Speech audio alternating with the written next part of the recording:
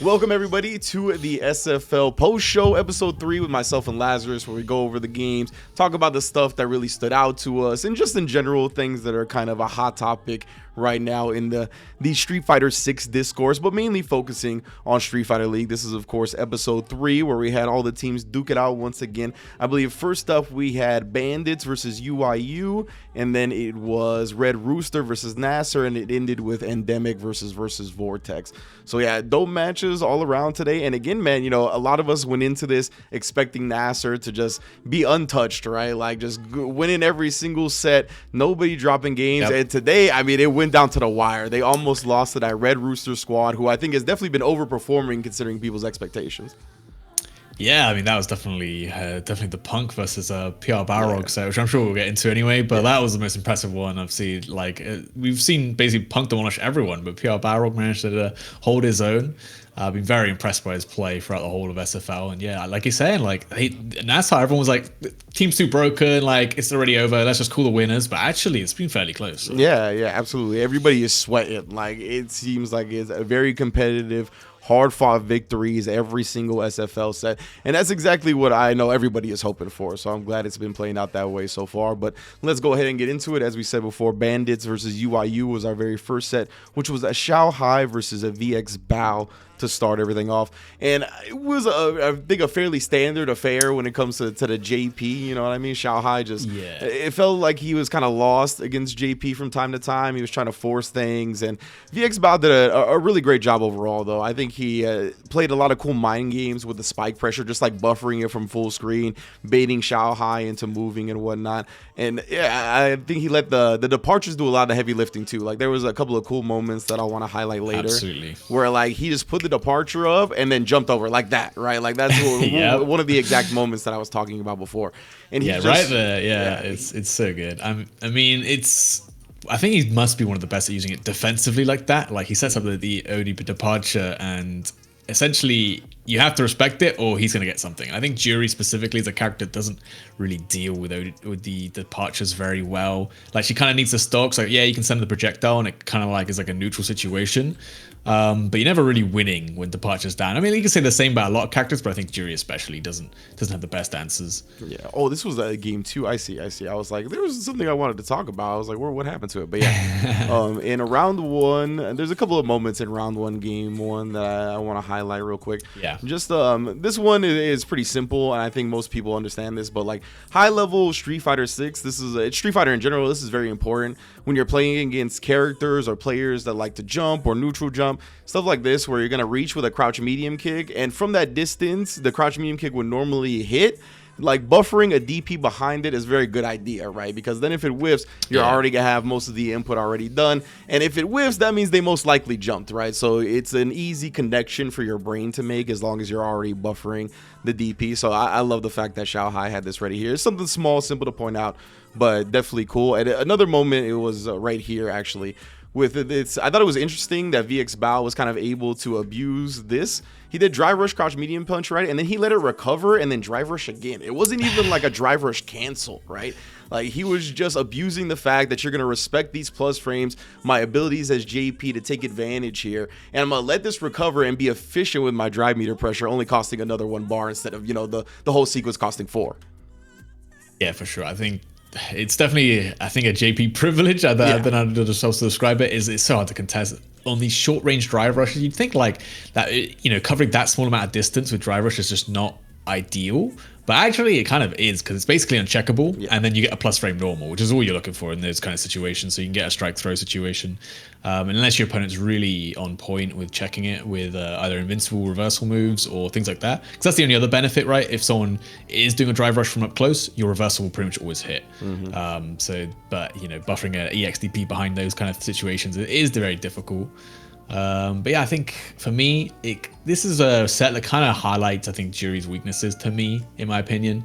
I think a lot of people say this character is very good and think she is, as we see later on. Like she's quite a still strong character. I mean, she's in Street Fighter 6. She plays Street Fighter 6 incredibly well. Yeah. But I do think she suffers a little bit in some weaknesses, and I think a little good example of this is if we jump to probably 39:15. Okay. It's a little bit, so I think it's towards the end. You see, like, he works hard. He gets this really good whiff punish here in a moment, I think. Assuming I timestamped the right point. Wait, maybe it's the wrong one. Oh, yeah, wrong one. It's 38:45. Gotcha. These things happen. I've been there. That is another point. That is another point I had. Okay, but, we'll talk about that in a bit. But yeah, so like, works hard, gets a pretty good whiff punish here. But I think like in most other characters, you think about like Ken getting like a stand heavy kick there. What does he get? He gets the corner throw pressure, right? What does Juri get? She kind of has to link into her light DP, and her Oki is like very like fake, I guess, compared to a lot of other characters. And I think that's kind of her problem, is that she always has to spend drive rush to keep her pressure up, basically, depending on what special she ends with. But I feel like she does have to spend a lot of resources to get Oki, whereas like other characters just don't. And moving on, you kind of see the culmination of that right there with to keep any pressure going, he has to do drive rush low forward, and then it's blocked and it's his turnover. And against JP, you just can't afford to do that. Yeah, I can see your point. I think it's starting to become clear to me the little things that are separating the super strong characters like the JPs and the Kens and the Lukes and whatnot from these characters that are right outside that range, like Juri. I want to talk about Cammy later as well in a similar regard, but we'll wait for the Punk PR Balrog match for that one. But yeah, man, I'm definitely feeling you. I think that stuff is starting to become more and more apparent with like how little decisions are mattering more and more when it comes to the outcome of a set, right? I think that's when we're going to start seeing those characters start stretching away from the others, like the Juris. Yeah, and I think VX Bao just does a really good job at like emphasizing and abusing those weaknesses compared to other characters, like taking his turn back on certain Oki situations where he knows it's he has to overcommit. It's not safe for him to do any safe pressure, so he can always take his turn back, and it clearly just shows how well he knows this matchup. And I think it looked very hard to play as the Juri here. It did, and I just was impressed overall. Like VX Bao, the way he picks his spots, I think is so well thought out. Like I really liked even just I think it was right here. Maybe it's I thought I had my timestamp right now, but maybe not. 6 seconds, game 2, round 1. I'm sorry, this is round 2. So I wanted to go back, even like something as small as right here, right, where he ends up getting the hit off of the low shadow, and then he chooses to drive rush it, right? It's +6, so he has the advantage in terms of if you guys are both gonna drive rush, he's gonna beat you to the punch. So I just like little decisions like that. He's really stretching out when he has the advantage, and the way he kind of picks his spot to apply pressure, I think is very, very smart. I think that's like the thing that stood out most to me about him is the way he applies his offense. He always seems to have some type of insurance policy there before he kind of gets in where he needs to be.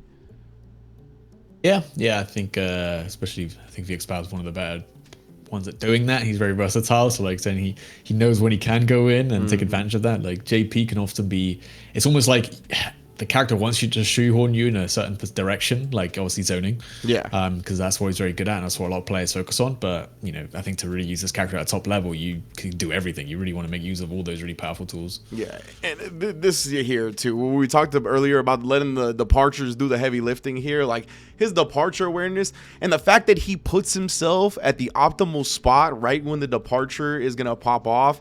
I mean, it's such good awareness here, like he gets the jump over. Even if Xiaohai doesn't commit to the crouch medium kick here, let's say he just blocks out the spike, like that means he still has the screen advantage now. He's going to be able to put you in a block string that pushes you towards the corner, but instead he gets an even better reward. Xiaohai does get punish countered on the crouch medium kick, and now he's in perfect optimal range to follow up the combo with something that's going to kill. Yeah, I mean, you could tell this man knows this character inside and out at this point. Just so good. Like he did that off the back of Juri pressing crouch jab on him, and realistically, if someone's done their 3 jab chain and they're out of range now, there's literally nothing stopping you from holding up, because they can't keep you down because it's too negative. So as soon as he saw that, he just held up. He knows anything she goes for is going to whiff, and even if she punishes me, I've got the spike there, the homie, to protect me. So it's just such good risk management. Yeah, it's a really smart stuff, right? Like playing around that like block string chain and where that spacing is going to be and what the character has options for afterwards. I mean, it's so huge in this game. But that's about all I have to say about the VX Bao and Xiao Hai. Definitely a good showing from VX Bao. Xiao Hai, again, I think he was trying to force a lot of things in the matchup, just didn't go his way. And next we had Kaba versus Jen. What you think about this one? This is a really good one. I think this is a great example of what I was talking about last week. We saw Xian versus Knuckle do last week, I believe it was, and how he wanted to approach the DJ versus Gar matchup. And we saw Xian just like trying to play the long range game, basically the long range game. But this is what I meant about how DJ is so good at bullying in this mid range. Just with using the Sabat kicks to snipe out the booms, things like that. Like the way Zen played this matchup, this is how I think you should play it. And there was just that entire round was just like this mid-range domination, and it just makes the Gal player so hard to like press because all your mid-range buttons are just like worse than every other characters. So it's kind of hard to want to press them. And then so you're gonna go to the booms instead, and then the booms have their own weaknesses, which again Zen takes full advantage of, and it's just he played this so well. He really did, man. And one of the things that it really felt like in the first game, Kaba had to get used to the Gen style of DJ, right? Where he was just going to kind of overwhelm him, willing to put himself in these positions where the trades were going to work out in his favor, right? Kaba, I think, has a really strong rhythm of buttons. Like his defensive fuzzy timings are really good. But it felt like DJ, I don't know if it was the way Gen specifically structured his offense or kind of the natural way DJ goes about it. But this whole first game, like he was getting all of the options that he normally does stuffed, like right here, right? Trade in Jen's favor. We see earlier as well, I think he was like off of a tech throw or something where he tries to throw a projectile and the Sobot immediately stuffs it. Yeah, right here. So off of the tech throw, players love throwing their projectiles afterwards, right? Jen just goes with the Sobot. Again, he'll take that trade because he gets the knockdown, puts the fireballs on him. Again, that stuffs the OD fireball startup. So yeah, this whole first game, or definitely this first round, but I felt like this whole first game was kind of just DJ overwhelming. Yeah, and just playing his ranges really well, and he keeps it up well into this round as well. I think this first game's a pretty big wash, and that's again the danger throwing the booms versus the OD projectile, the air slasher. Obviously, doesn't get the full confirm there, which is a bit unfortunate from Zen, but that's going to happen sometimes. But again, look, playing that mid range, you're one of the few characters who can jump over a boom at that range and punish because you've got the jump low short, which again not many characters have, and it's just a powerful thing in the matchup. You got to use it. Absolutely, man. Like you said, like, it's so hard to do that on Guile. So the fact that DJ has that is something that he could utilize a bit more. And just finds himself in the corner again, right? Like this is where DJ really be going crazy. Double drive rush cancel, level 1 built with that combo at the end. Yeah, he just didn't let anything get away from him in the first game. It was really strong play. Yeah, I think as well, Kaba's trying really hard to check DR with the buttons, and I kind of don't know why that is, because Flash Kick is just so good at doing that.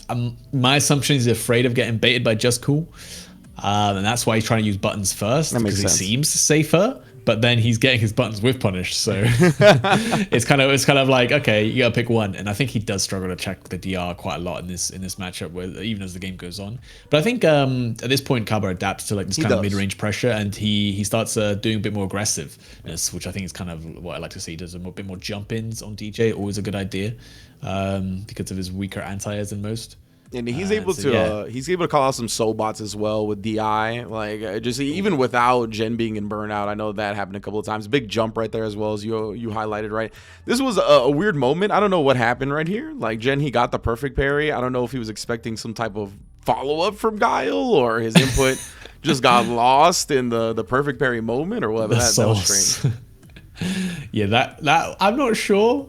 I'm assuming. I don't know, maybe I'm assuming he buffered something, maybe just tried doing like Flash Kick. I don't know. Yeah.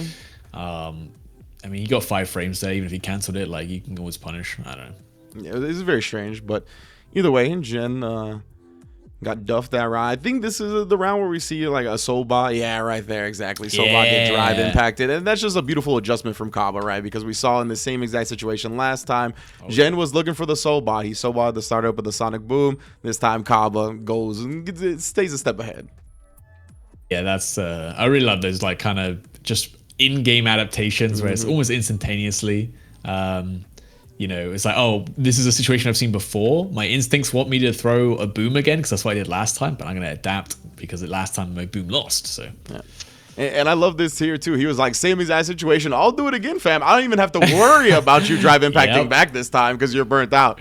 So yeah, I love the fact that Cabo just went right back to that well. And yeah, those things really, I think, kind of snowballed. He dropped the combo right there, but those kind of big decisions snowballed in this game too to tie up the set. And then we kind of saw Jen adjust back in game 3. Yeah, I think he definitely did a good job at adapting as well. I think if you jump to 47-10, I've just got the beginning of the end for DJ players. I can't remember why.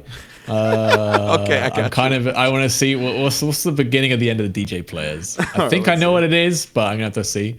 Okay. Yeah, it should be around here. There you go. This so right here, that jab on the just cool to interrupt was so cool because like that's a thing you can consistently do. No one's doing it yet. So I was like, oh my god, DJ's players, how are they gonna ever play people checking their just cool like low for like? There's no way, right? So this is the beginning of the end. People are like, oh, you can do that? Oh, okay. Yeah, definitely. And that's why earlier when it actually worked, we saw it off of drive rush jab, right? He did drive rush jab into the just cool, and that kind of threw off Cabo's reversal jab timing enough to where it traded. And obviously, I mean, DJ loves that trade. But in this situation, Cabo recognized off the heavy kick, I got a lot more time, it looks like, to check, and he just checked it perfectly. And then there was, I think it's coming up here in this very round. This is some of the best. Oh, man. Oh, yeah. This whole sequence here I wanted to talk about because this is some of the best corner defense I've seen in this game while being burnt out. I really like that fake fireball into throw. It was outside of the range, so he didn't get what he wanted, but he baited Kaba into doing what he wanted him to do. He got the throw afterwards, but this defense from Kaba in this sequence is amazing, bro. First, he calls out the drive impact with the level 1, right? Not hesitant, like he didn't get caught just trying to mash it after the first crouch medium punch, right? It's so impressive. Yeah, like he straight visually reacts to it. He's not just mashing it out. So he gets that one, right? So incredible defense already. He doesn't fully escape the corner, right? I love the fact that he doesn't get too desperate about escaping the corner either. He stays there, gets caught in the same situation, and straight throws the drive impact cancel from the crouch medium punch into the corner. Like, oh man. Yeah. I mean, he should have died. Like Zen should have went fierce into the DI. Would have worked. Obviously went for the crouch medium punch instead, and that just lets you get the throw because there's enough frames. But I mean, good on Kaba to realize that that's the only way out of that situation. And luckily for him, Zen did make that mistake, and he punished him for it, and he took the round because of it. And it was, like you said, it's really insane defense, like situational awareness, like playing your odds as well. Like that's a small mistake, and you wouldn't really classify that as a mistake because it would work against 99% of the people. But Kaba was ready, and it definitely pays the price. Yeah, it's just in that moment, right, where like the heat of the battle. Don't worry. What's up? I forgot he lost that round. Yeah, he did lose that round. Kaba won it. Yeah, no, that was what's unfortunate was about it. Like it was such great defense that he still lost the round. But I think it was just like a kind of a comfort button for Jen, right? Like the DJs love pressing that crouch medium punch. So I think he would have had to like consciously alter what he would normally do in that instance for a fierce crouch or otherwise into the drive impact. So. Yeah, definitely tough. Yeah. There we go. Starting to react to these drive rushes with the flash kicks. And I think my last point right here is literally just good flash kicks. I think someone on Kaba's team says good flash kicks. And I think it's actually, Chris T says it. But that's the rest of this round. He actually starts landing these really sick antis. I think Zen gets a little bit impatient trying to jump in a lot. And that's maybe what hurts him. But yeah. Indeed. I was just checking. He still takes it, right? Yeah. Jen does still take it. Yeah. Okay, so that one's a not so good flash kick. Maybe that's why I put that note there of like good flash kicks, and then he dies because of one. Okay, yeah, and then the stand heavy punch from DJ it's cancelable at the beginning, right? But not if it ends. Yeah. Okay, so I mean, it was in that range where he could have got the beginning part of it to cancel. So he could have gone to that. But I think that's something else that kind of deterred him from going for the heavy button, right? The crouch heavy punch, not cancelable. The stand heavy punch, if you misspace it, I think that's kind of probably why he didn't end up utilizing it, in addition to the crouch medium punch just being a cover button. But you're right. Like the stand heavy punch would have guaranteed the drive impact there. But Jen does still take it anyway. Definitely good stuff to him. And this was so cool because it comes down to Mena RD putting the team on his back, right? That's how we start this little Street Fighter League episode 3. Where's my notes, bro? Oh, here he kind of clutches it up as well. Like with the freaking JP counter pick nonetheless. Obviously, it starts off with the Luke. I was like, there's not going to be any Blanca. I think this matchup's really bad for Blanca, so I don't think it's worth ever trying to play. And Mena, I think Mena's Luke is just the better character 99% of the time. And yeah, he definitely, like, NuckleDude puts so much respect onto Mena RD. I think that kind of lets him take that first game against the Luke. He was like looking to play more the footsies range with rather than just trying to play the boom game, because he knows, like, if I just sit here and play booms, like, I'm not going to beat a guessing game against Mena RD. Like, he's going to outguess me. He's just that kind of guy. So I won't even try that hard. At least. Obviously, if you're a top player, you should always never want to stick to one game plan. So he does, go back and forth, but he does tend to like try and sit in this footsie range a little bit more, try to aggress a little bit more, and it gives him that first game. I think it's just so hard. I think one of the things that makes dudes Guile so good, it's just really hard to like read his rhythm. Yeah. So I think if we jump to like 52-40. Oh, hold on, before we jump, you got I just wanted to bring up this point right here real quick. Yeah, I just really enjoyed how long NuckleDude let this drive rush rock, right? And that's something else we're starting to see more, like letting drive rushes play out a little bit more to blow up people's defensive timings. And right here, it was just so good. Like, he walks on in at the end right there. Like, usually about, let me see, the drive rush. Usually about like right here, they press the button, right? But he lets it rock just a little bit longer to kind of throw off Mena RD, get him to walk back after the boom, exposes the legs. And I mean, he goes into burnout off of that. That was a huge thing for NuckleDude in this round. But what is the time step you wanted to get to? Oh, and so I actually want to talk about that a little bit now you mentioned it. It's like, you talked about how to, for Gao specifically, this is really interesting. Obviously, for those unaware, I'm sure you are, but to drive rush longer, you have to hold neutral. Like, you have to not press any direction on your stick, and you'll travel further on the drive rush. On a charged character, that's a scary thing to do. As Guile, you normally want to do drive rush, immediate hold down back. But at those ranges where you want to, go into low forward or the overhead to get like the high low, you won't have the charge for the flash kick. So here specifically off the low forward, you have to DR so you're in range to get that crouch medium punch. Otherwise, you can't get a combo like you normally would. Exactly. So like the fact that he made sure to get into crouch medium punch range was so good. Yeah. I think it's just on charge characters is always something to consider, because, like I said, normally you're going to press the button early so you can keep your charge. But yeah, I think that's one of the good things to do on Guile is specifically drive rush deep with neutral on your stick, and then make sure you can combo into one of your buttons so you can get the charge. Yeah, so that was definitely super sick. I'm glad you highlighted the fact that on Guile you got to hold the neutral, right? So you do let go of your charge. That is a great point to bring up. So yeah, did you want to get to a certain timestamp? Oh yeah, it was 52-40. I think it's just the whole sequence of plays. Like if you imagine you're trying to like play into a Guile player, and like this is their movement, and just the way they're throwing booms and stuff. Like, it's just so incredibly difficult to like kind of read what he wants to do. Like there, he's just backdashing, and then boom, he's walking in. He stuffs your button with that low forward, and then boom, he walks back a little bit, throws a boom, interrupts your heavy flash knuckle, and like it's just like how am I meant to know when to jump? I thought that's how he beat Guile, isn't it? It's just like, I think that's what makes him so good, is that he is just like those little micro interactions. He kind of always plays a. Yeah, he's always super solid in those situations, and he never autopilots, and that's one big thing that like people at high level always try to take advantage of autopilot moments because they're so used to them, right? They can react to them easily, and dude just never gives you any of those. Yep. Like, speaking of autopilot, look at that. Like, look at this situation. If you go back like 10 seconds, like he sees how low, he sees that burnout, instant kill. Oh, yeah, this like, was wild to me. Instincts. I forgot. Like, I'm going in. I forgot. I noticed this down that I was like, bro, you just woke up Sonic Boomed here? Like, I thought that was such a brave move, because obviously it's off a throw, so you're not getting like true meaties, but like your back's to the corner. Menace still has enough health and drive meter to drive impact you here.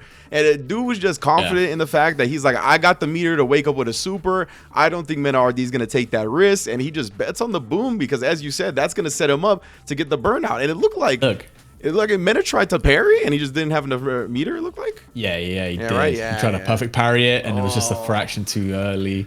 And yeah, but like, look at that. He as soon as he throws that boom in his head, it's like, oh, if he blocks this, I win. Yeah. And like, he already knew that. So he did that double dash, level 2 activation, was like, okay, GG's. Yeah, this is what Guile's so good at. And this is another thing I wrote down too, is that it looked like Mena tried to dash super, and he ended up getting DP. I still don't think the super would have worked. I think the OD Sonic Cross would have been way too fast, but valiant effort attempt. Unfortunately, it didn't come out. And one more thing before we get to the JP portion. Did you want to say something about that? Just like, if you just like play it frame by frame as he's trying to do the dash up super, the freaking the wind up to the DP looks like that Marge Simpson meme. Yeah, this joint right here. Yeah. Like the next frame, like it's just like, oh, it just gets stuffed, bro, by the Sonic Cross. Unfortunate. But one more thing I wanted to highlight was, I think it was at 5208, if I'm not mistaken. Just we always love highlighting the micro walk footsie moments in these sets when we notice them, right? And this one was monstrous from NRD here, still on the loop before he went to the JP. Obviously goes with that light sequence, right? He does it right here again. Triple light sequence. Micro walk back to make that crouch medium kick whiff, and then the punish coming out after. You see Luke just barely leaning back right here. Like, whoop! Right out of that range. That was ridiculous. But hey, I mean, hey, there's a good reason they didn't make these low forwards ranges for nothing. They made these specifically so that you could do this. Yeah. It's so you don't force to block them, but if you are like that good at footsies, you can do these micro walks and get the punish. Like, oh, it's just clean. Like, yeah, man, like just see this little micro walk right. Oh, just barely any frames of walking back, and that's the exact like range he needed to be at. So that was definitely one of the points I highlighted when he was still on the Luke. But as you mentioned, we did see the JP counter pick after the first game when Knuckle Dude was able to clutch out round 3. And what were you gonna say? I was gonna say, coming from Chris T, the voice I put as the voice of the dark side is just quote unquote, you should try JP. I was like, no, not like this. What are you doing, Chris T, man? Oh my, how are you gonna convince more people to play JP, man? I don't need this. But hey, if it's against anyway, Guile, I'll let you finish your point. I know you're a Guile player, but if it's against Guile, I kind of am okay with it. But anyway, yeah, as you mentioned, JP gets brought out via the dark side of Chris T, looking like a Sith over there, suggesting the process. And I mean, we have been able to highlight JP's sweep a couple of times. I feel like we just talk about it. I don't know if we've actually seen it, but it's like one of the things we mention from time to time about how good it is. But everything else with JP is so good that you don't see it that much. But yeah, -6 sweep here, uses it to challenge the Sonic Blade pressure, just ducking below the hitbox of it. That was so sick. It's cool, yeah. I mean, again, it's one of the few times like where you actually want to use the sweep. Not many other times you do, but I mean, it's still -6. So even if it does, you know, if it whiffs or anything like that, you're still pretty safe. Or if it doesn't punish, I should say. But yeah, I think it's crazy. I was like, you shouldn't try JP. Trying JP versus a guard player as like a pocket pick. I mean, while it's a counter pick, quote unquote, it's just not smart. Like, I just think like they're going to be so practiced in the matchup, whereas you're not. But I think that's the difference, is that Menardi is like, I feel like Menardi played this matchup way better than most JP mains. And I think if I had to give like a quick reason why, he's just sticking to the win condition. He's not trying to overly force any aggressive plays. He's like, if I just keep my distance, Gal can't play his game and I win. And that's just all he did. Yeah, exactly right. I think he has such a good just like mental game against Guile because of playing against Kaba for a goddamn decade now, or however long they've been playing, right? So I think he can like almost look at a character and figure out how to fight Guile without even playing it. So he like, I think balancing that with the fact that, as you said, just like stuck to the win conditions, stuck to the strengths of JP. I think both of those things really, that's what kind of separated him from doing this set, is just that experience and his ability to stick to the game plan.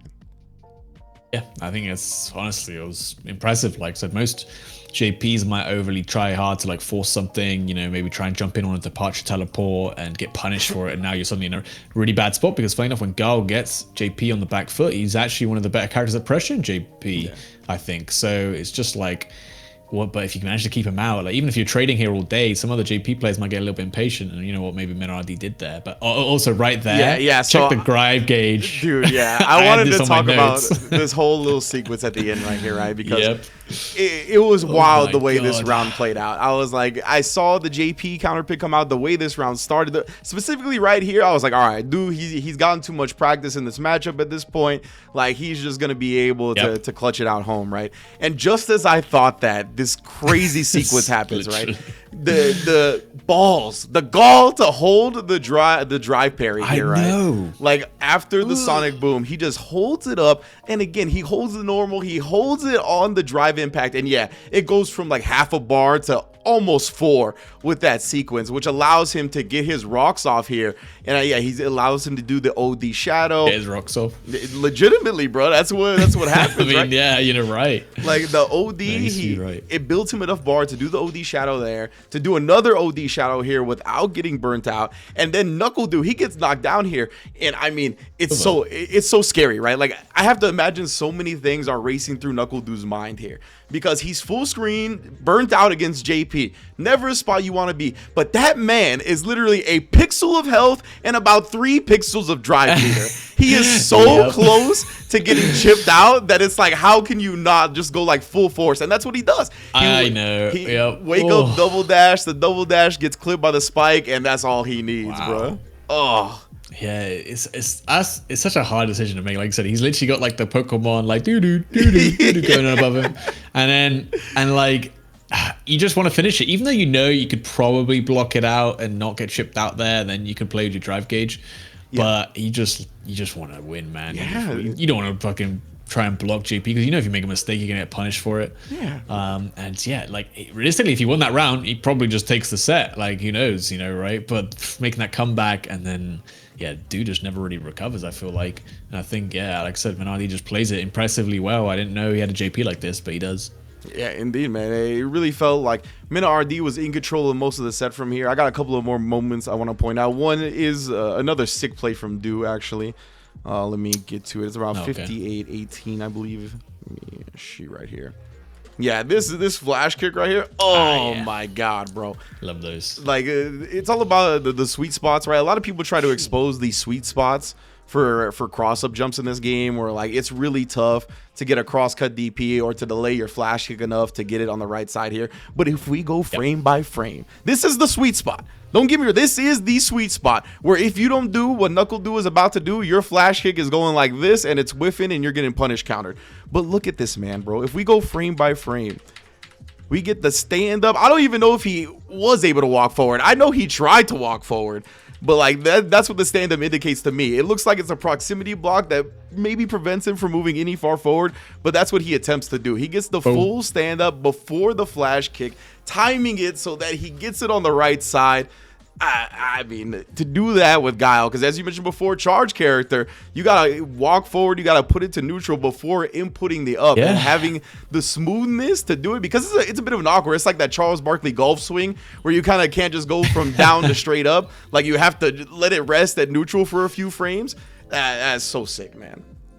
Yeah, I think it's one of the hardest techniques to do, and I think it's so sick to be able to recognize his ranges. Like I literally remember, I got coached by Akainu back in Street Fighter 5. Okay. I remember him telling me about, like, I was like asking about anti-airs and things like that, and he's like, "Oh, don't worry, like, I'm professional basically, and I am still trying to figure out how to anti-air people." Like, and he's like, "Oh, but it's kind of different for me because I've got a flash kick, so I can't really cross cut." And he's like, "So I have to do this weird thing where I have to try and walk forward." And I was like, "Oh, that looks kind of weird." And then now I see him do it all the time, like, oh. Like that's what you have to do to keep people on the floor, and it's just like, wow, especially in Street Fighter 6, it's such an important thing. Yeah, man, it really was. And right here, I just want to highlight big jump bait from NRD here. Like we said, man, he does such a good job playing this character right there, right? We get the ghost out, ends up clashing with the fireball first, and he just knows he has this sixth sense with Guile, right? What he wants to do because of all the experience he has against Kaba, against Du, fakes the fireball after the first one clashes, gets the anti-air, and that puts him at perfect win condition space, right? He's like, all right, you're full screen, burnt out. What are you going to do from here? And yeah, just Minardi was able to control it. In that last game too, this man do valiant effort in the corner in the very last game. I want to get to it. He tried to, with all his might, to fight out of this corner, and he just couldn't. Like, it was such well-structured offense from NRD here, giving him little spaces to block reversals if they come out, and then he would, like, time his follow-up buttons perfectly to prevent the jump like that, like either a raw anti-air or timing it to where it catches the jump frames as you're ascending. And then, yeah, going into level 2, he just keeps him locked down for so long. And yeah, like, Du is always trying. He keeps trying something, right? Like, he keeps trying, but he's just, man, it's just too good. Yeah, that was... It was pretty much all manner as soon as he picked JP after that first round. Like, it was kind of impressive, honestly. Again, I think he just played that better just because he stuck to his guns, and it looked kind of like outside of how Menardi normally wants to play, but I think he was happy enough just playing JP and winning. Like, you know, he seemed it was quite important as well, bringing it to the you know, I guess tiebreaker matches between Christie and Dual Kevin. Yeah, it was super important, right? UIU was still able to clutch it out. Dual Kevin did end up getting the victory, but forcing that was huge. And I know we got to move along today, so actually I wanted to highlight just one specific moment in this Chris T Dual Kevin set, because it's like it's a best of one, right? So I wanted to talk about this, which I thought was very hard to talk about a lot in the first to ones. Yeah, exactly. Funny if one of my notes is these fellas forget it's first to one or something, they're playing way too solid. Like, they were taking their damn times. I'm like, what? We need to see more of the DPs. The Gen Flash Metroid best of ones, bro, where they're just slugging it out, betting on everything. Literally. Speaking on betting on stuff here, I thought this was a really interesting moment because of the way this kind of plays out.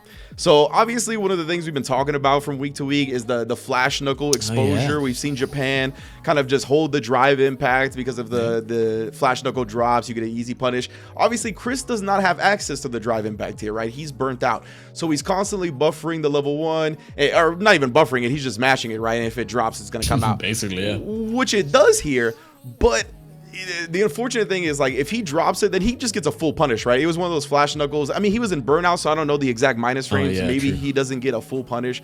I'll have to look that up. But either way, let's say he gets a full punish from that, or whatever. Even if he doesn't, that does spin the only bar he has, right? So because of that, you're not immediately out of burnout, and Dual Kevin immediately recognizes, all right, he has no more meter. If I get him to the corner, drive impact is imminent, and he can't do anything about it. So I love the drive rush heavy kicks here just to push him. Like, I'm going to keep pushing you to the corner. Even after the tech, I'll go right back in. You're not going to have a good time trying to check it. Your confidence is wavering because you're in burnout, and he just pushes him to the point where, yeah, drive rush, medium punch, you ain't doing nothing to that.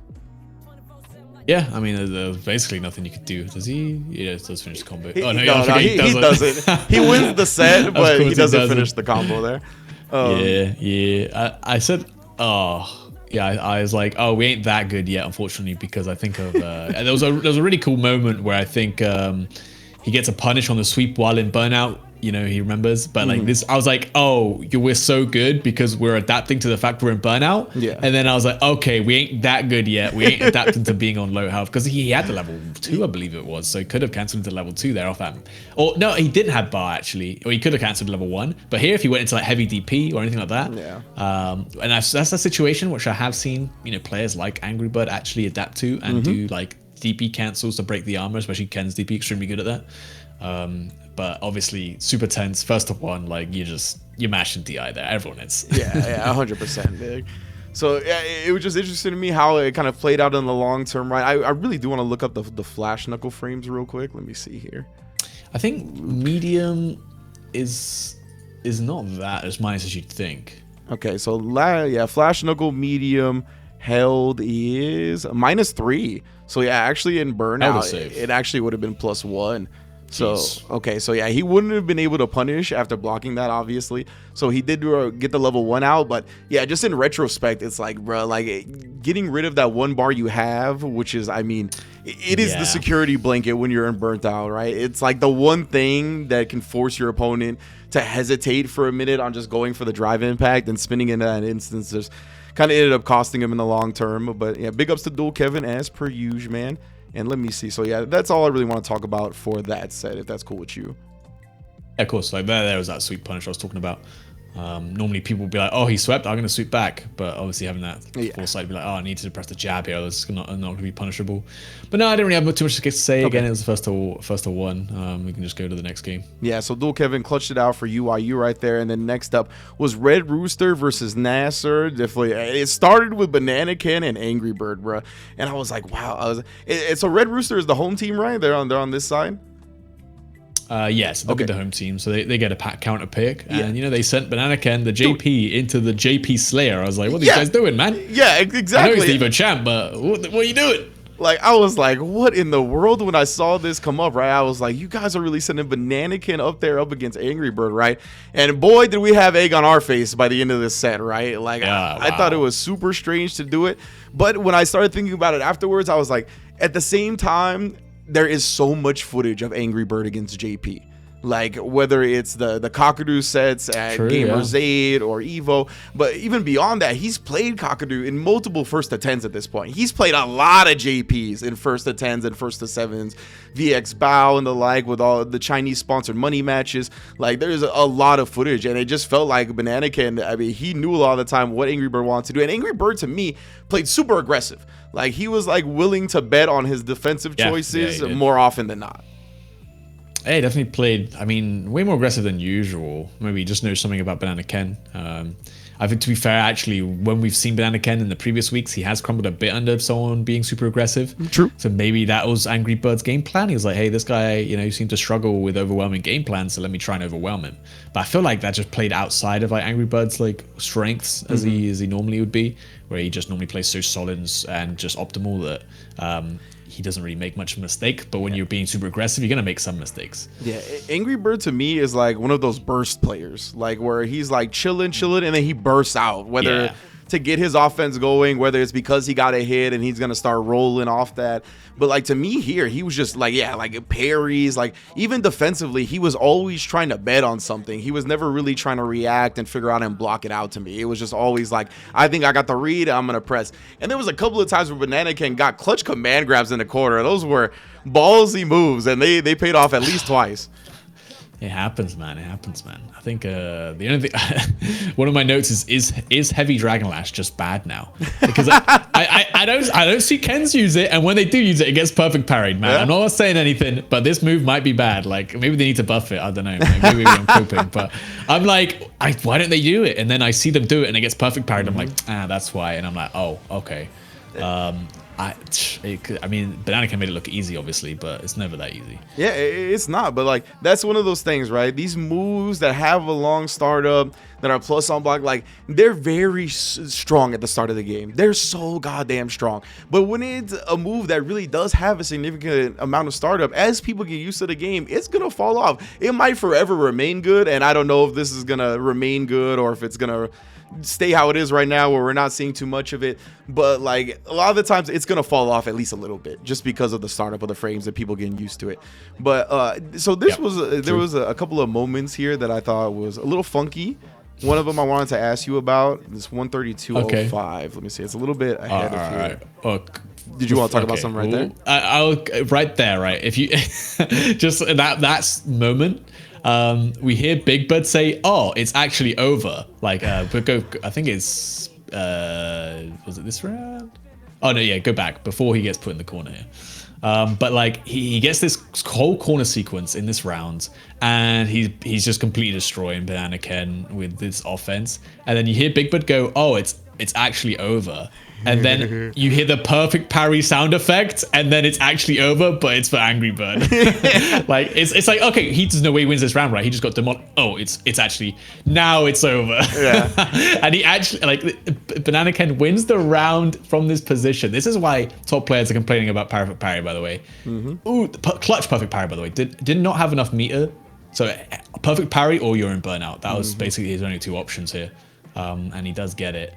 But it's just funny how Big Bird's like, oh, it's actually over, and then he gets back thrown, and then it's like, oh, it's actually over.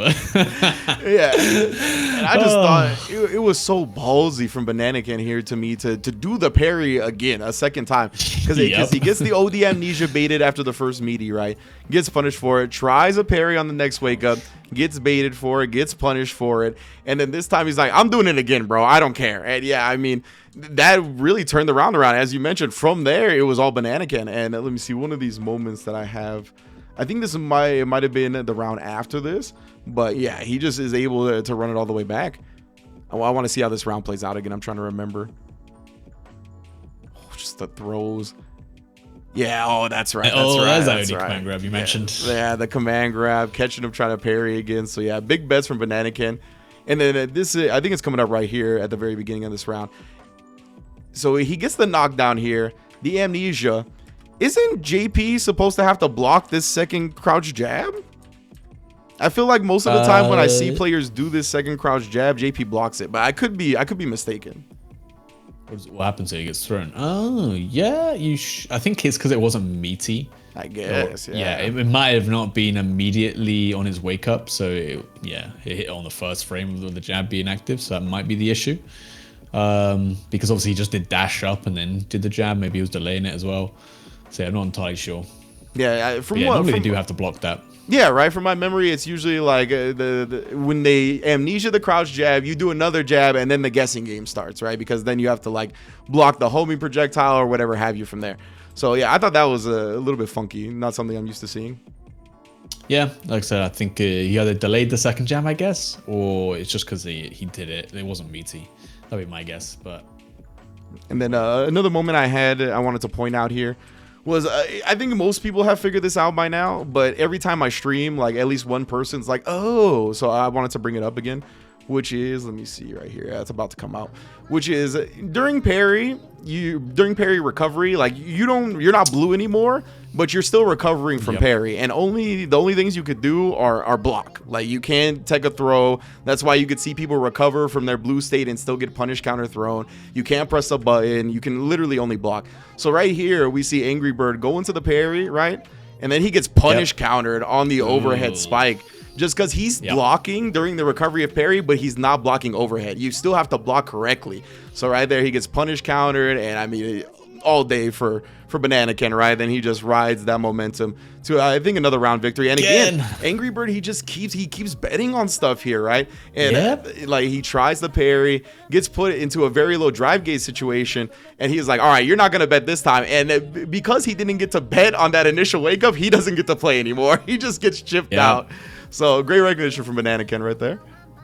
Yeah, I think funny you mentioned about that recovery, like you can only block. I mean, the leaked season 2 changes to parry is that little animation is that you can't block anymore. So it's punishable. Wow. Like, I think that's 100% happening, by the way. And it comes into you think so?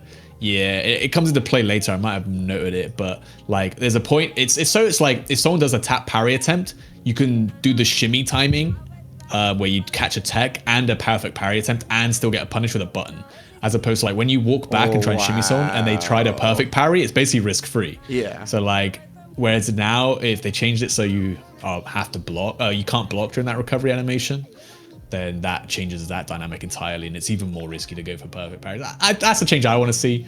We'll see what happens. Ooh, Capcom might agree. That would be a massive change, bro. That's crazy for sure. But definitely interesting. We'll see how it all plays out. But yeah, Banana Kid was able to clutch it out against Angry Bird in this set. Really, really impressive showing. Next up was his brother-in-arms, Big Bird versus Mono PR, I should say. And this one, it felt like Mono just didn't have much experience against the Rashid. Like Big Bird just kind of ran all over the place, and he couldn't be stopped. The only thing I had is I started to note, like, oh my god, Big Bird's using light spinning mixer to check DR. Drive rush, and I was like, oh, that's so smart. Like, you know what, he has hit on counter here. It extends him forward, so if DJ tries to do just cool stuff, it'll clip the just cool, and you know, because it goes so far forward, like there we see it, right? And I'm like, oh my god, he's so good. Like I love that idea. You know, it's pretty fast as well, so it's probably gonna work. Yeah. And then literally Punk says, oh, are you trying to check it with spinning mixer? And Big Bird goes, no, I just keep the EX is not coming out. And then Punk's like, yo, low key is kind of nasty though. And I was like, I just couldn't help but laugh because writing on my notes, I was like, oh my god, this is so smart, I love it. And then Punk's just like, yo, that's kind of nasty. And then Big Bird's like, I'm just trying to get EX out, bro. I don't know, the game's just not giving me my inputs. That's so good. That's my only note, but it cracked me up. Oh, my other note is, why isn't Mono playing Aki? I don't know, but you know. Oh, okay, yeah, fair enough. You know, I mean, yeah, there is SFL after all, but definitely good stuff to Big Bird, Ryo. Very well done for sure. And then next up we had PR Balrog versus Punk, which was an incredible set for sure. Going down to literally the final round. Both players just playing incredibly solid here. Like I honestly don't even have a lot of specific notes.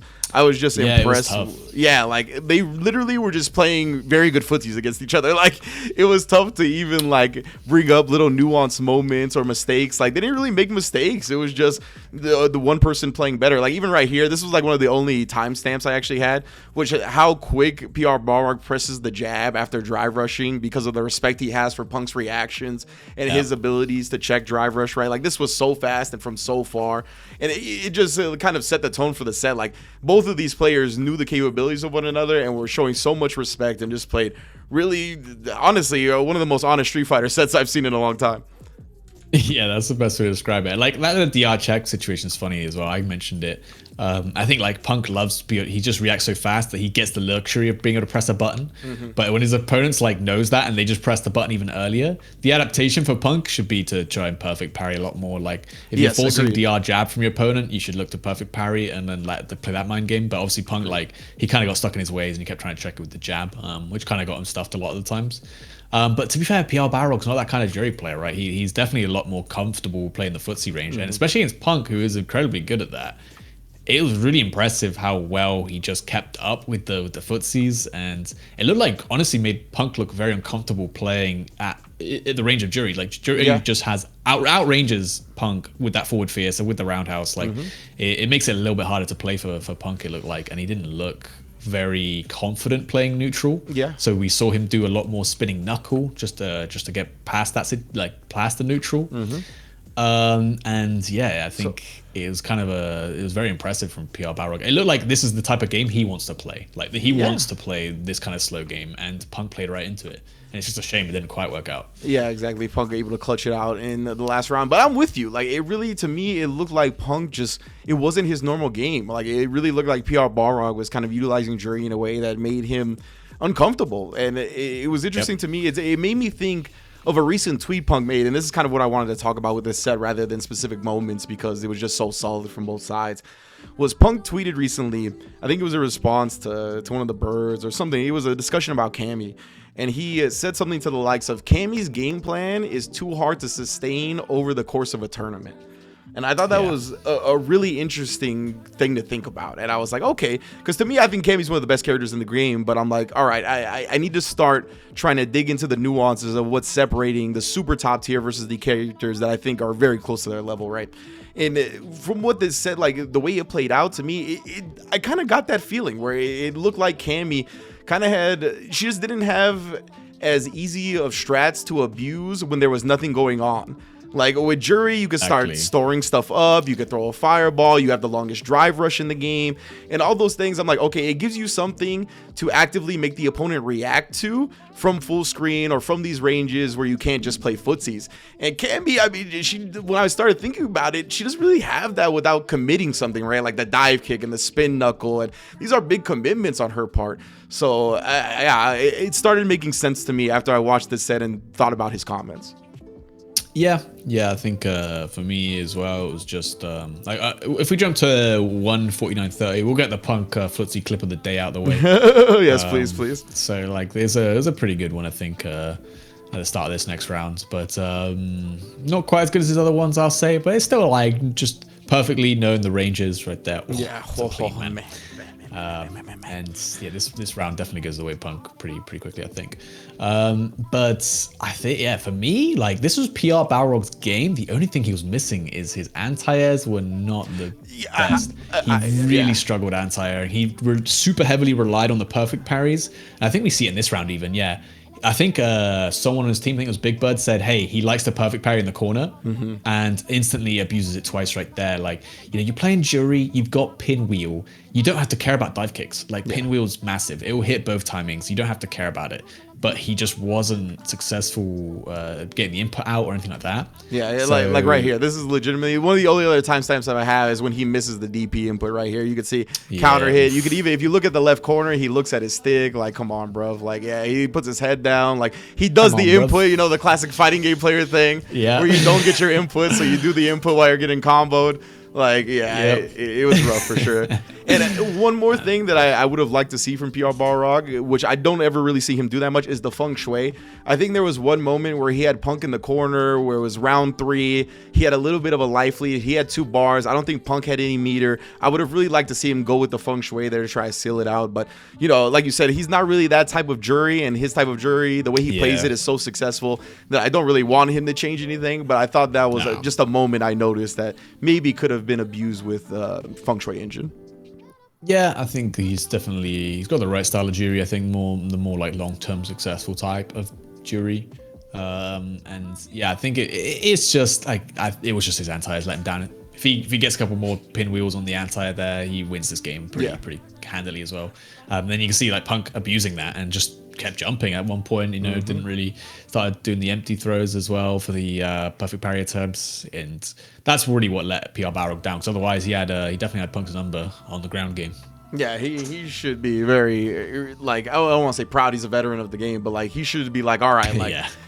I lost, but like that was super winnable, and like I would say he should come away from that set more he positive. Looked very satisfied, I think. Yeah, like exactly, at the end of it, you know, he was like, you know what, that was mine to take, and I'm impressed that it was. You know. Yeah, exactly. That's the mindset despite losing. Yeah. All right, so the last set of the day was Endemic versus Vortex. We had Reynolds versus Xian. I didn't get to see this set as much. Do you have any specific timestamps you want to go over in this one? I guess it's more generalizing stuff. So like if you go to 2:15:25, we see just a really nice punish on the doing the triple jab and then punishing the delay like button afterwards. It's just like one of the most important ways to pressure in this game. So we're gonna see it like right here. Is this timing right here?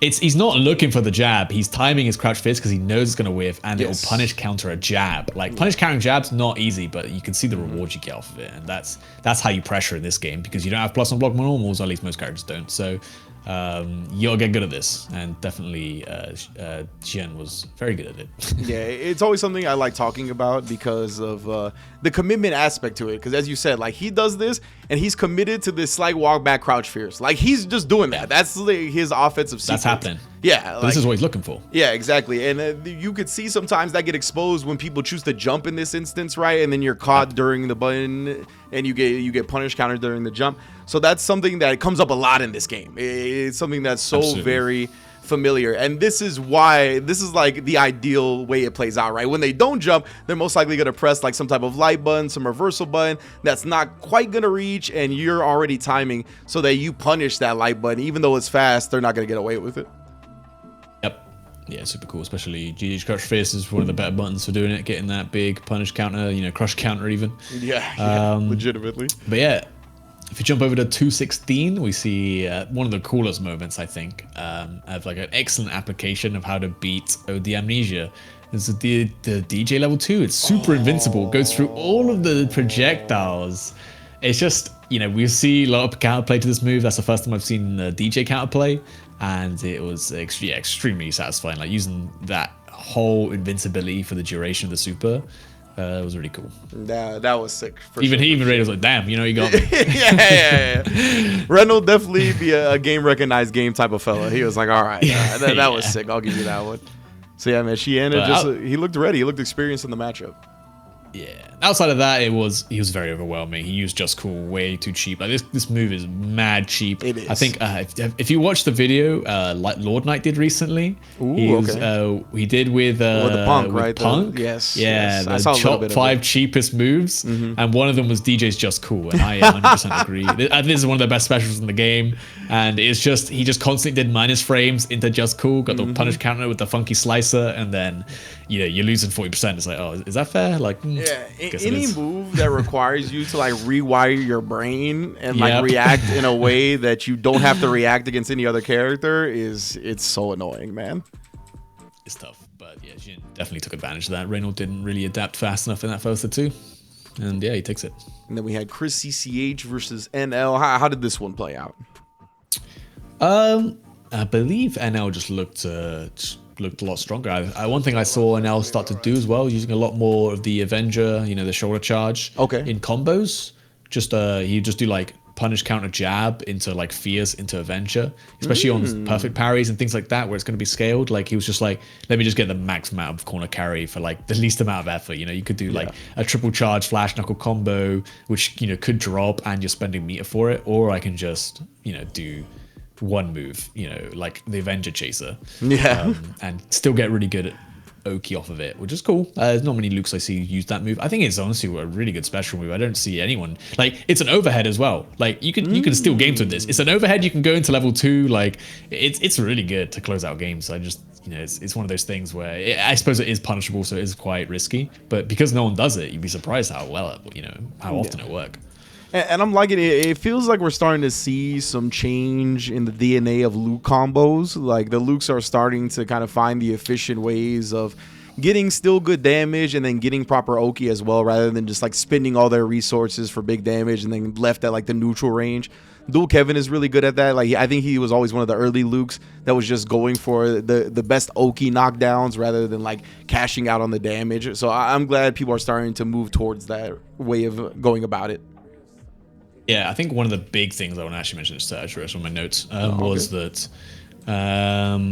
just that NL, like he never blocked. He basically never blocked on defense. Okay. All of the decision making on defense as well was super quick. Like it was like he didn't have to think. Also, that he stole mag. I teched out of my chair on that. I was like, holy!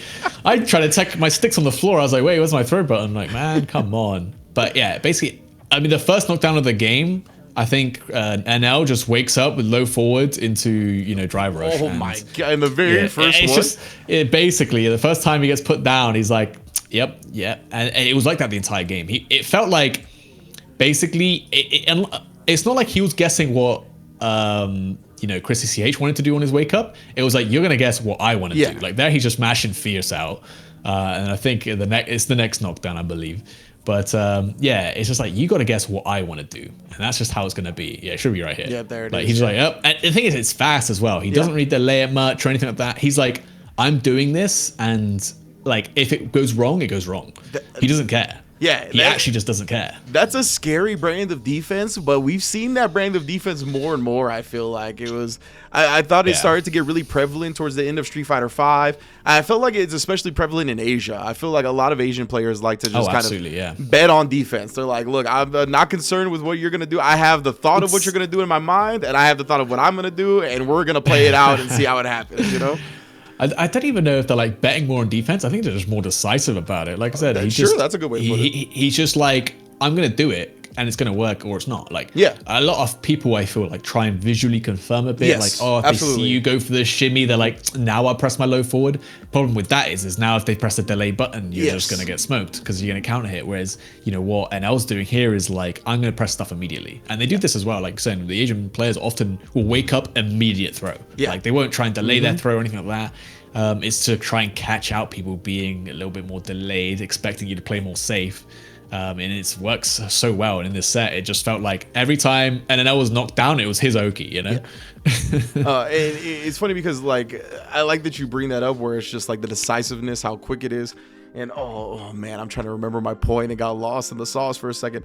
But oh man, I forgot. But yeah, I really like the decisiveness. Oh, I remember now, because you talked about how people visually react to stuff, right? And like they try to visually react to these moments in offense, and it's so susceptible to the person just doing something else, right? And then you're in the middle of you trying to react to what you think is coming, they do something else, and then you get opened up in that moment of you thinking about it. And I think it also kind of feels worse, because it kind of feels like it's your own fault in terms of like my reactions aren't good enough. Like I didn't recognize the moment quickly enough, right? And it can kind of snowball into bad feelings. Well, I feel like if you're just making decisions, you're just like, well, didn't work out. Let's make the next one, I guess wrong, like whatever. I'll guess right next time. Yeah, legitimately. And like if you have that mindset, I think it's easier to maintain a positive mental attitude than like you kind of getting down on yourself, because you didn't react in a moment that is like, it's so rare that you're actually going to react properly in that moment anyway. Yeah, I mean, it's like trying to say like, why didn't I react to the throw tag? Because like it's made so you can't react. Yeah. Like people again try to visually confirm like a shimmy, but you just can't. Really. Yeah, bro. It's way beyond anyone, and like it's just you're guessing. But like I say, if you delay it, you're like, oh, I should have seen it. But if you press it immediately, like, well, I guess wrong. Yeah, so I think that's really interesting and how it could affect people mentally making decisions. But yeah, big ups to NL taking that one. And then our very last set of the day, I believe, was DCQ versus a Samurai.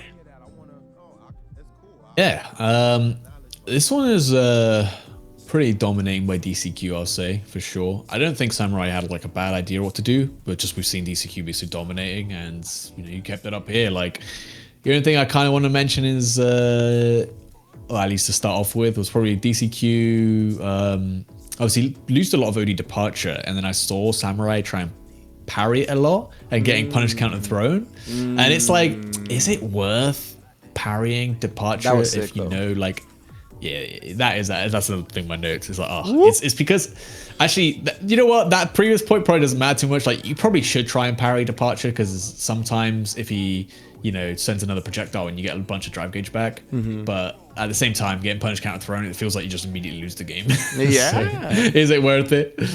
I don't know. Like That's not for me to 20% decide, for I that, guess. right? It just feels so And your bad. drive gauge, that's the bigger thing, is like you lose the drive gauge for parrying, which is already half a gauge at least, maybe a full gauge, and then you lose the bar for getting thrown. So it's like 2 bars against JP. You can't afford to lose that. No, you really can't. Like, you have to. He's the most important character in the game to maintain your drive meter, right? Getting burnt out, we've gone over it a billion times, is just a death nail. Yeah. I think well, we'll bring up that like bait if you go to 228.20, like the bait on the drive rush check with the back fierce. Yeah, it's super cool, right? Because we know DCQ is looking for that drive rush check so hard. And rather than Samurai thinking of like, okay, what can I do except drive rush? He's like, how can I beat what he's about to try and do? So he's like, oh, I know he's going to check it because I know he's ready for it. So how do I beat that? And yeah, the back fierce obviously Luke's one of his better buttons at, you know, being able to play that mind game. Yeah, it's a really cool moment. No, 100%, man. It's one of those things, right? And that's like kind of when I go back to thinking about like what separates like Luke from like a Jury or a Cammy or something like that, right? Yeah. And that's another one of those things, man, where it's like you have such a strong tool that you can rely on to kind of play that mind game when the opponent's reactions are really good and they're looking for a lot of drive rush checks. Those little privileges go a long way when you're trying to separate the strength of the character at the highest level, you know? Yep. I think probably the last thing in the set is like, you know, it's going mostly the way of DCQ, and then the last game, I feel like this is one thing that DCQ is really good at throughout the set, is that he plays with his life lead really well. So like at the start of this round, or like, you know, like 40 seconds back or whatever. So he's got this life lead, and he's basically just telling like Samurai, you have to approach me. Like if you want to win, you got to approach. And normally when someone's playing like this, you can walk them down to the corner. But DCQ is so good at like holding his ground. Like he never goes past this halfway on the screen. When he's losing ground, he walks forward. Yeah, like and he right makes there, ground right? back. Or after this, walk forward. Let's get back to that screen. And it's so subtle. And he's like, okay, back dash got a bit more space to work with. And he's like, all right, let me walk back forward and make sure I never get cornered. And he's like still waiting. He's zoning you without running away from you. And he's legitimately winning the screen space. Like he's pushing it's Samurai crazy. to the corner more than Samurai's pushing him. And he's not taking any real risks in the process. Yeah, and he's just like he's basically saying you got to approach me, but he's like built like a brick wall, so you're gonna have to like run into it basically, and that's exactly what he does. Unfortunate drop there.